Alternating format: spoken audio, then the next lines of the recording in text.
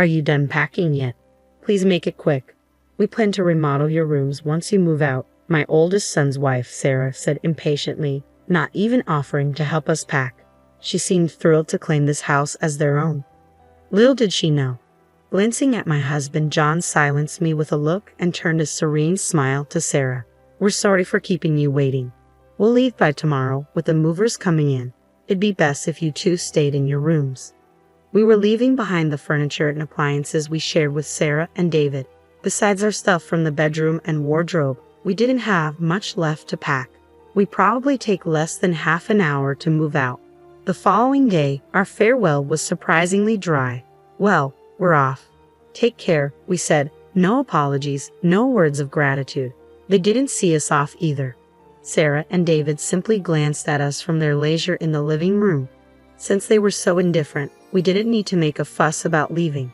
But as we got into the cab silently, I couldn't help but worry about our cat. We were leaving her with them. Could Sarah properly care for her? Would she raise her with affection? I dialed a number on my phone as our house receded from view through the cab's window. In hindsight, it might have been my sixth sense that ticked off then. I'm Patricia, 64. I've been married to John, who's a year older than me, for 35 years. We've never had a major fight, and I would say we're pretty close. John worked for a foreign company and was often busy, but he always spent his spare time with the family.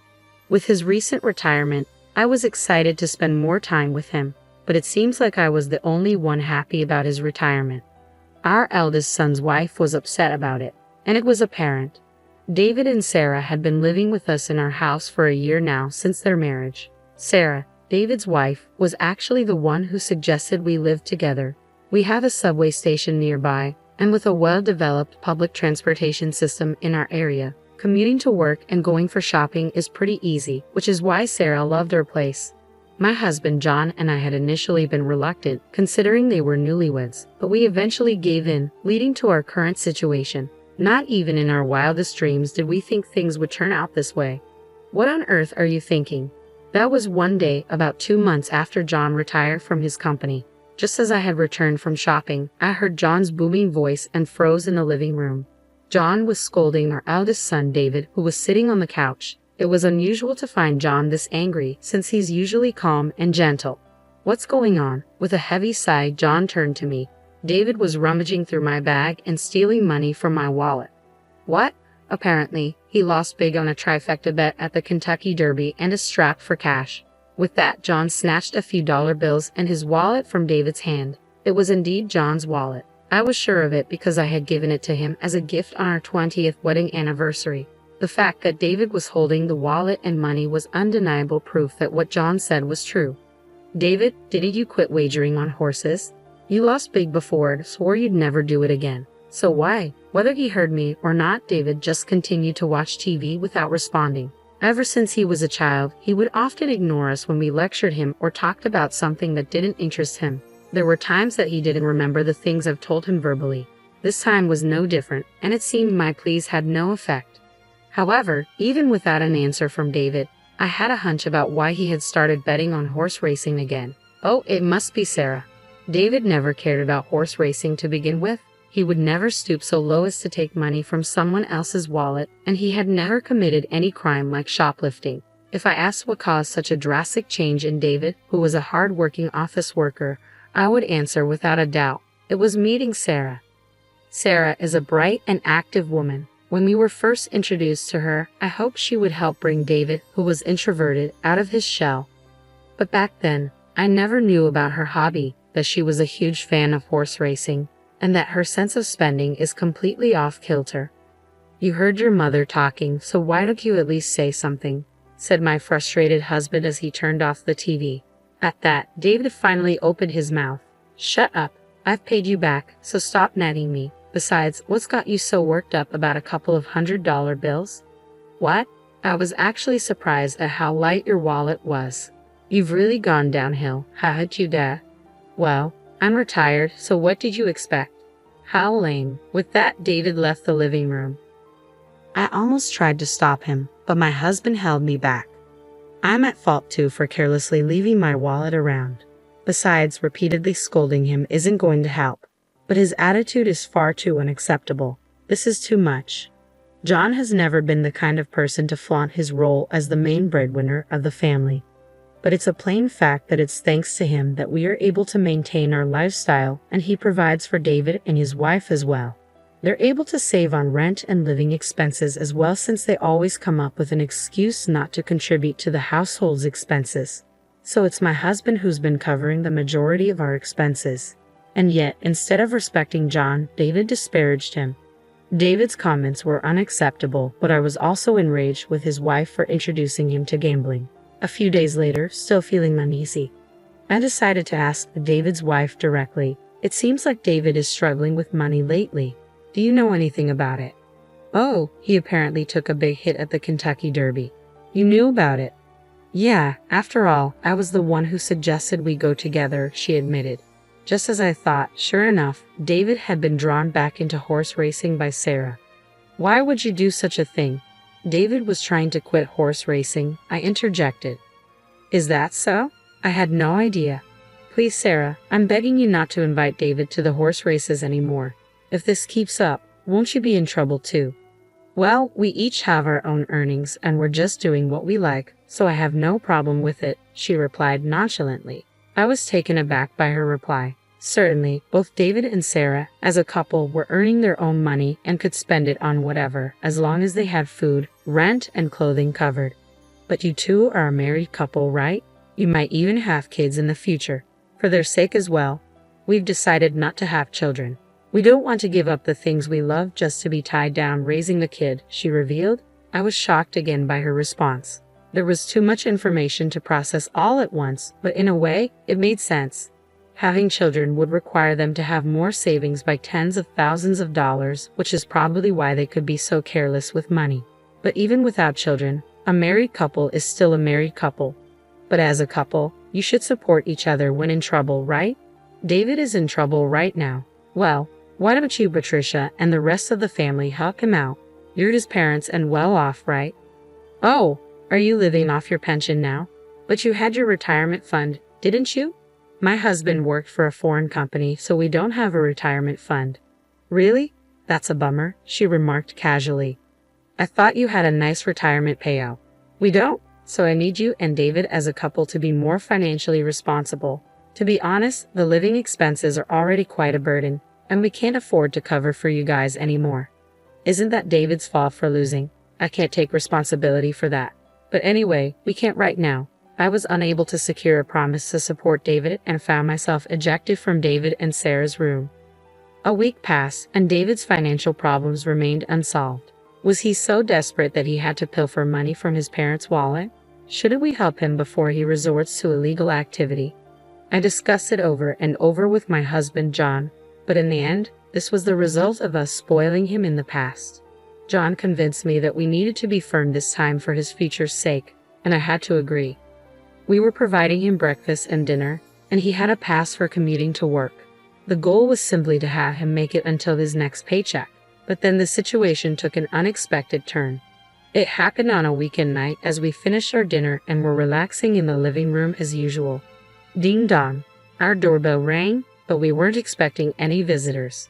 So I approached the front door to see who was visiting us this late at night. I opened the door, wondering if I had a package scheduled for delivery, only to be taken aback. Standing there was Sarah, apparently unable to open the door as her hands were full with a cardboard box. What's going on? What's this box for?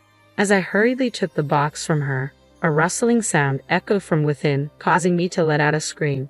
In an instant, the box opened, and I found myself face to face with the animal inside. It was a cat. Isn't it cute? I found it abandoned on my way home, Sarah said with a proud grin. I was momentarily stunned, but I quickly remembered the gravity of the situation and yelled toward the living room, "John, go to her bedroom and shut the door immediately." I then closed the box and pushed it back towards Sarah. "I'm sorry, but we can't keep a cat in our house." "Ha, why is that?" Sarah looked confused. I explained to her that my husband, John, has a severe cat allergy. In addition to developing inflammation upon contact with cat saliva, he also suffers asthma-like symptoms when inhaling cat hair or dander. There was even a time in the past when he was rushed to the hospital because David had returned from a friend's house covered in fur. I thought I had already told Sarah about this when we started living together, but she seemed to have forgotten. So, what are you saying?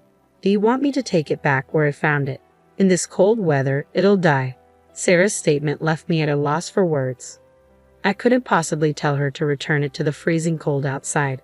However, I can't expose my husband to danger either. All right, you can keep it in your room for tonight, but just for tonight. Tomorrow, we'll contact an animal shelter and ask them to take it in. I thought that, at the very least, an animal shelter would provide temporary refuge for the cat. Sarah reluctantly nodded in agreement to my suggestion. I told my husband and son about it, and they agreed to let the cat stay in John and Sarah's room for the night. However, things didn't go as smoothly as expected the next morning. John and Sarah changed their minds and decided to keep the cat. Sarah, that's not what we agreed on.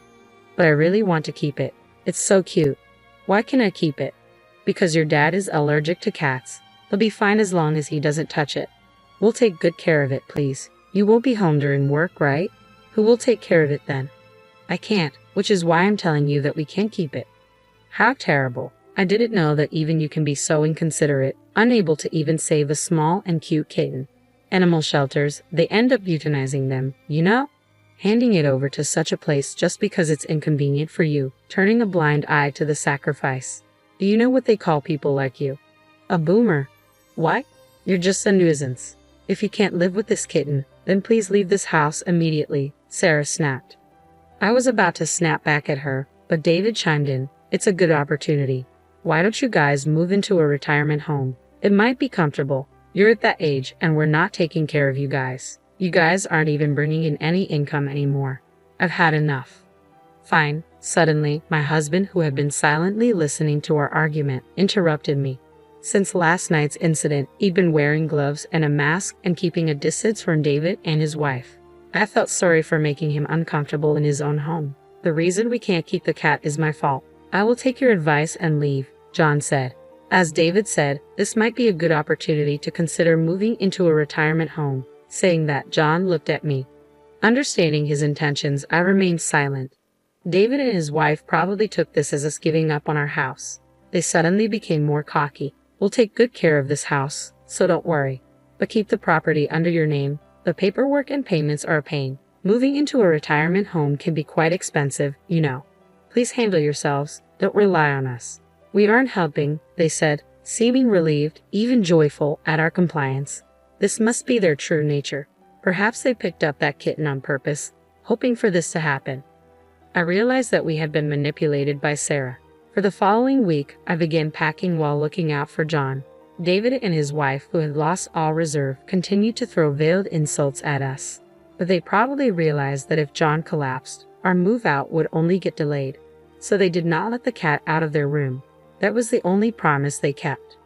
Are you done packing yet? Please make it quick. We plan to remodel your rooms once you move out, Sarah said impatiently, not even offering to help us pack. It seemed they couldn't wait to make this house their own.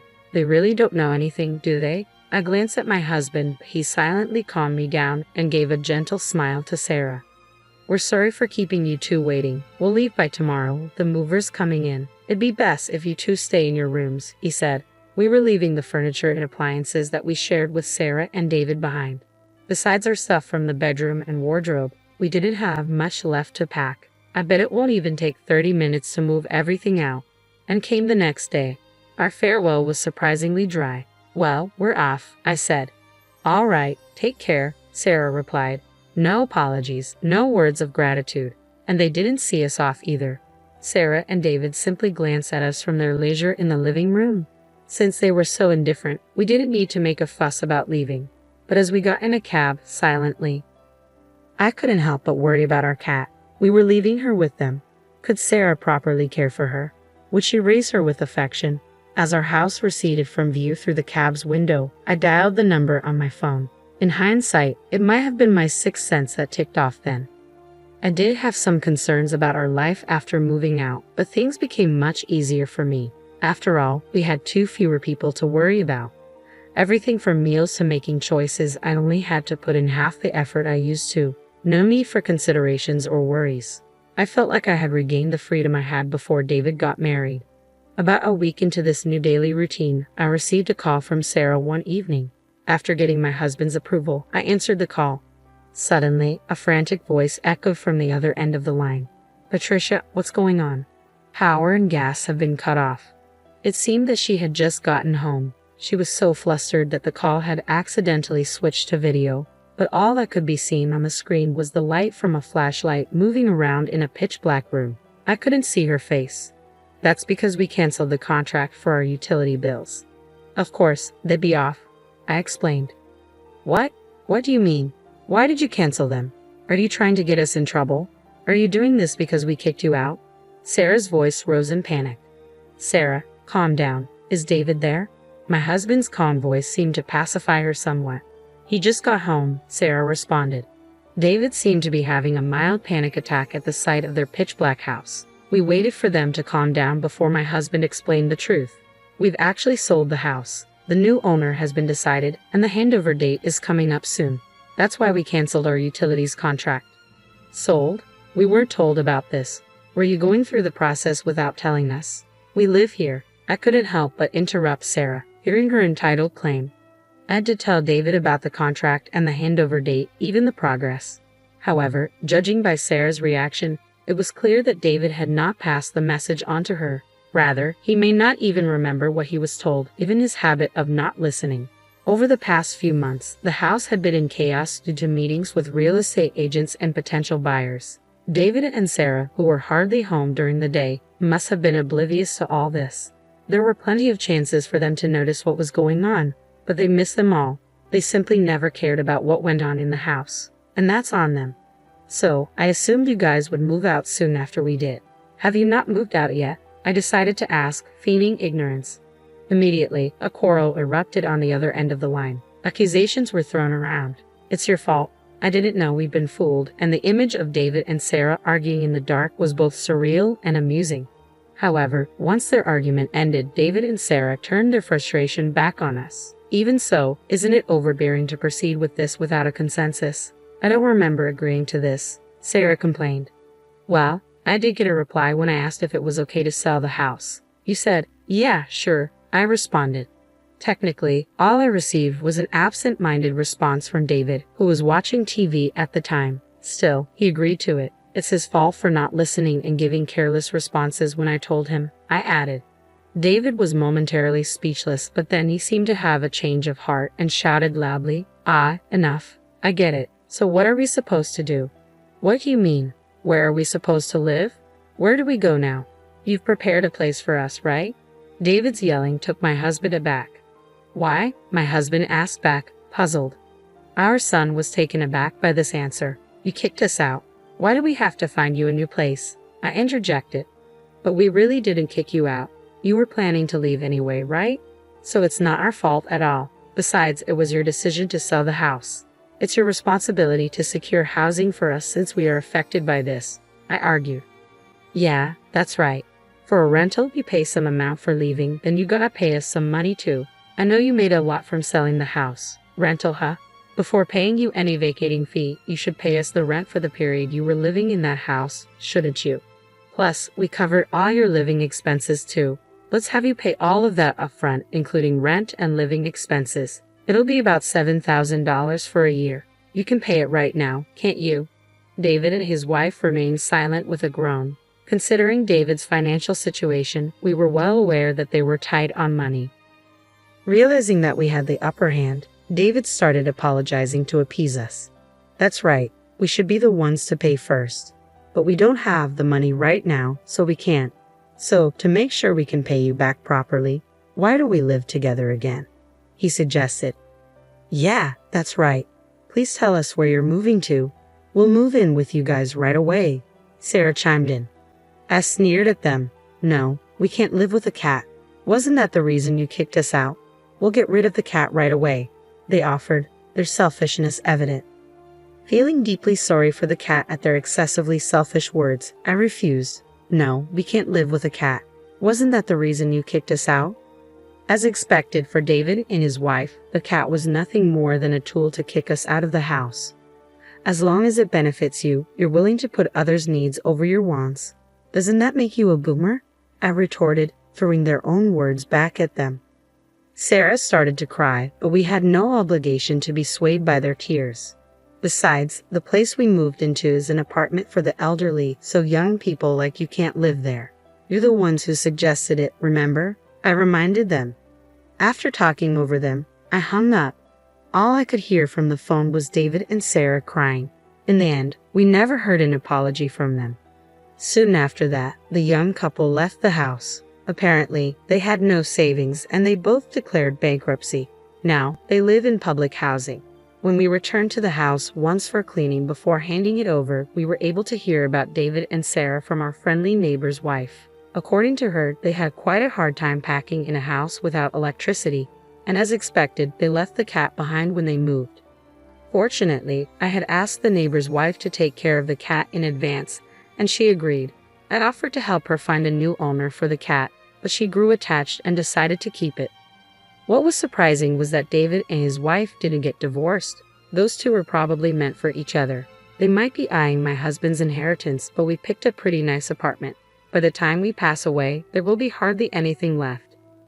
Finally, we were able to start living our life together as a couple without any interruption. The senior housing where we moved in has excellent services, with a gym, karaoke, and a pool. We even get served freshly made meals 3 times a day. And above all, there are many couples our age in the building. We have made a lot of new friends here, and we plan to enjoy our retirement years together.